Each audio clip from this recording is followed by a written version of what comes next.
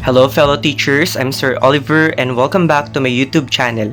So kung bago ka pa lang sa channel ko, please don't forget to subscribe and hit the post notification bell para updated ka every time na magpo-post ako ng video na related sa education.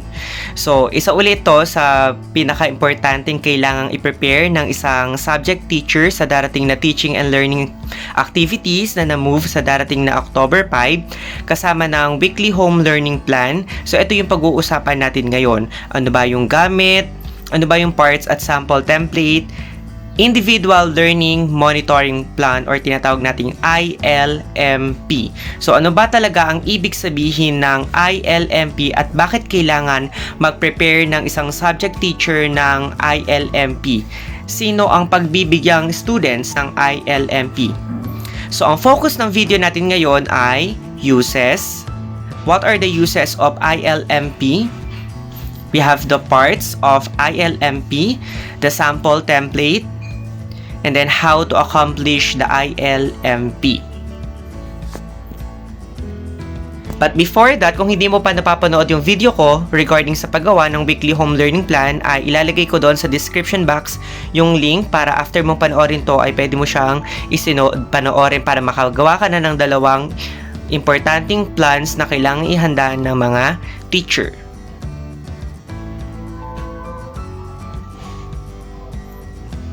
So let's get right into the video.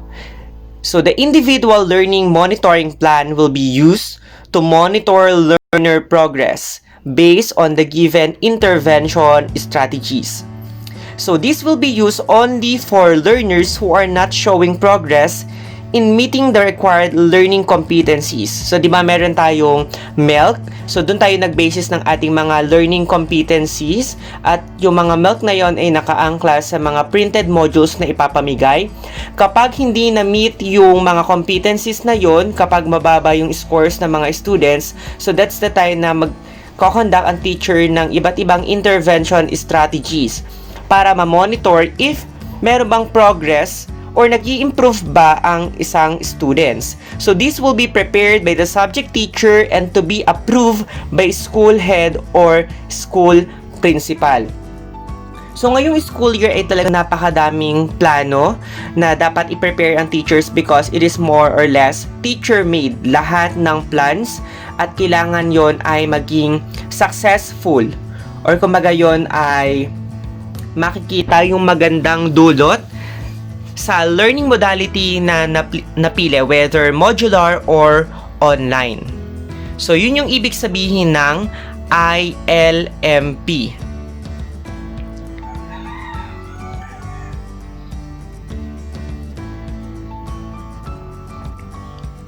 It is more specific tool which shall be used by teachers and learning facilitators for learners who lag behind as shown by the results of their formative and summative assessments. So, isa ito sa mga indicator para ma-identify yung mga students na mag-undergo ng intervention program or remediation based on the result of their formative assessment. So, more or less, itong mga formative assessment, ito yung mga learning tasks indicated in the self-learning module.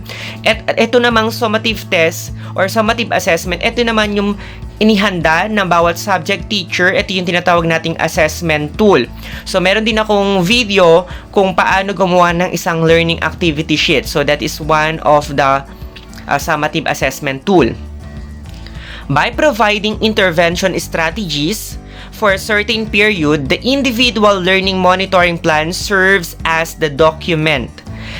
Again, kailangan ding i-document lahat ng progress ng mga students. That will show if the learner has shown either, ito yung mga pagpipilian, mastery of the learning competencies, significant progress, or insignificant progress. Kasi kapag lumabas na insignificant progress, we need to revise our plans. So that's why the teacher should plan it well. Kailangan ay marami din siyang factors na i-consider na i-discuss ko later. Okay, para mas maunawaan or maintindihan ang rationale behind this ILMP, bakit ba kailangan pa mag-prepare ng ILMP together the weekly home learning plan? So, ano-ano ba yung mga gamit? So, naglagay ako dito ng 5 uses ng ILMP. So, the ILMP specifically, it shall be used to, letter A, serve as feedback data for learners who are provided with intervention activities. Importante po ba ang feedback? Yes, of course. Kailangan natin mag-feedback sa students, parents, or guardians para malaman kung meron bang pagbabago sa kanilang behavior because that's learning, kung meron bang progress sa ating subject, meron bang natutunan. So, kapag naka-document, mas madali nating maibibigay yung feedback. Letter B, provide a mechanism of support to learners who are lagging behind as manifested by the results of the formative and summative assessment which may be gathered through the portfolio or collected samples of learning outputs. Kapag na-identify na natin yung mga individuals based on the result of their portfolio or yung kanilang mga outputs, so pwede natin silang suportahan. So paano natin sila isusupport? By means of giving supplementary activities or additional activities based on their needs. So para ma-meet natin yung kanilang needs at para ma-meet nila yung standard or yung competency, so kailangan talaga na mag-prepare ang teacher ng ILMP. Kasi yon ay isang plano na makikita doon ng mga students kung saan sila nagkulang at ano yung kailangan pa nilang i-improve sa kanilang sarili with the help and support of their parents and guardians who will support their learning at home.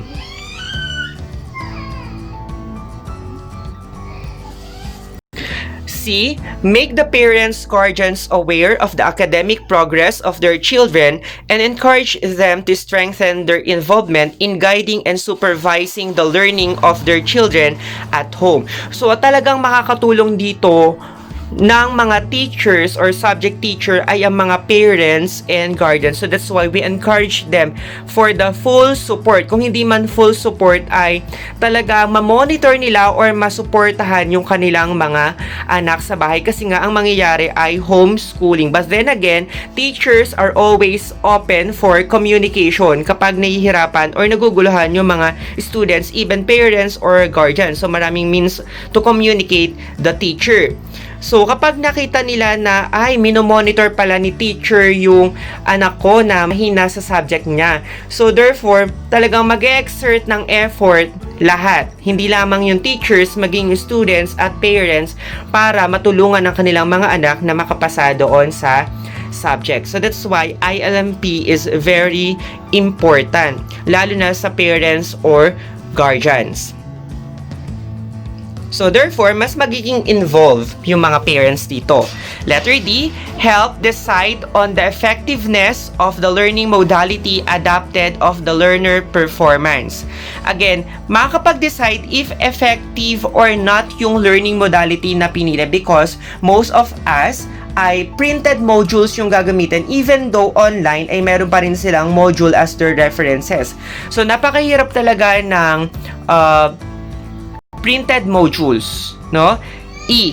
Guide teachers in adjusting learning content and tasks based on the characteristics, cognitive ability, readiness, interesting, and profile of the learner.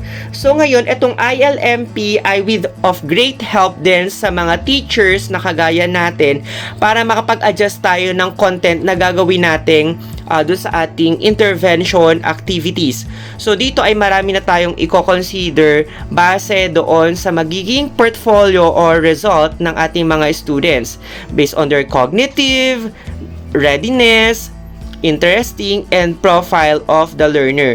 So it seems that these intervention activities in this new normal is very challenging on our part because before ay napakaraming intervention activities na pwede tayong ma-engage yung mga students, and most of us ay alam ko na ang pinipili ay peer tutoring or peer teaching, think, pair, share. So, yun yung kalimitan nating ginagamit because with the help of their classmates ay talagang nag-i-improve yung ating mga students. But then again, since walang face-to-face, ay talaga mag-iisip tayo ng isang activities, more or less teacher-made learning activity sheets wherein it should be interactive pa din at may engage yung ating mga students. Ayan, and there are several types of activities that we can prepare for them.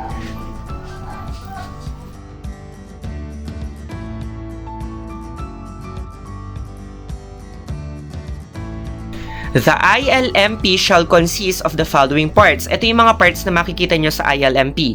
You have the learner's needs, letter B, intervention strategies, C, monitoring date, letter D, the learner's status, letter E, insignificant progress, F, significant progress, letter G, mastery. So, those parts ang makikita nyo sa isang ILMP template. So, paano nga ba natin ma-identify yung students who really need intervention activities or remediation? So, ilan lang ito sa mga pagkakaalam ko na applicable or pwede nyong gamitin. So, you have the previous subject teacher.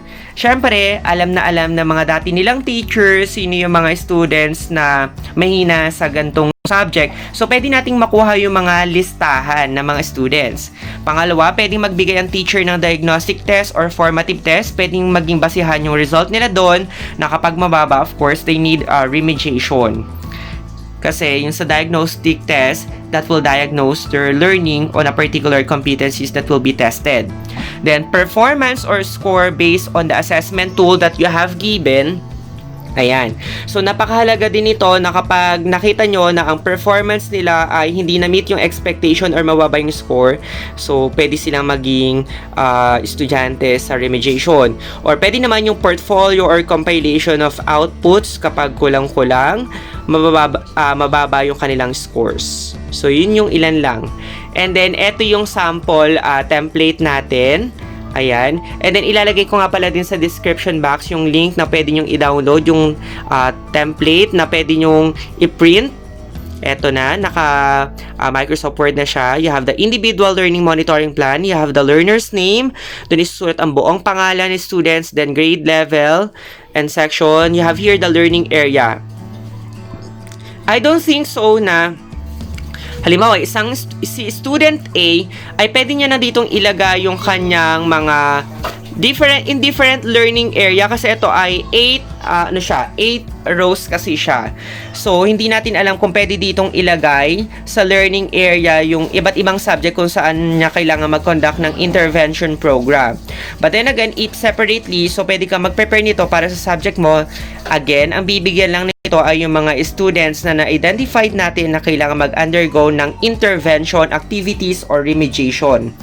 You have here the learner's need. Kailangan nating ma-identify ano ba yung needs ng ating mga students, saan ba sila nahihirapan, ano ba yung kanilang difficulties in coping up the learning competencies. Ayan, dito sa intervention status, meron dito, learner is not making significant progress in a timely manner. Intervention strategies need to be revised. So, mahirap kapag revise kapag hindi naging effective yung ating intervention program. So, that's why the teacher must plan it well and prepare based on the needs of the students. So, kailangan i-consider yung interest, yung cognitive, etc.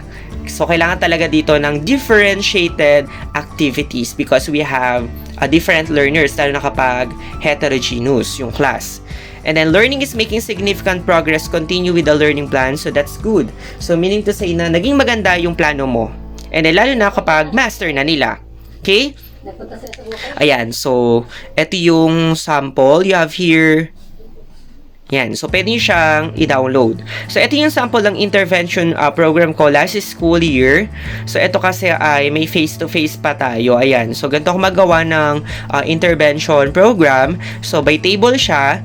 Strategy ko, peer teaching. Collaborative to. And then, yung feature niya involves learners taking on a teaching role in the school setting. This strategy can be reciprocal teaching, peer tutoring, and cooperative learning. Ano yung activity ko? AFA activity.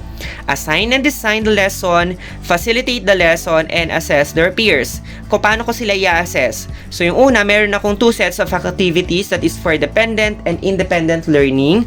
Dependent, ito with the help of their peers, and then independent, ito naman yung without the help of their peers. And then I have the observation to monitor the desirable attitudes of the learners during the collaborative work, and I have the result.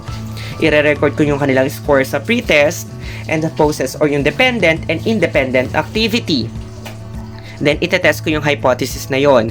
So, I have 2 sets of activities for dependent and independent activity, and then I have here mga pictures lang. Ayan, ito yung kanilang peer tutoring session wherein sila ay ni-cluster ko. And then, ito yung kanilang activity session. So, ganun lang ako kasimple magbigay ng activities based on the least mastered competencies identified doon sa kanilang periodical exam. Yan. So, ngayong new normal ay very challenging para mag-isip sa atin kung ano bang klaseng intervention program or activities ang ipapagawa natin. So, don't forget to share it with others para makatulong din tayo sa kanila. Again, don't forget to like and share. Again, this is Sir Oliver saying thank you for watching and God bless us all.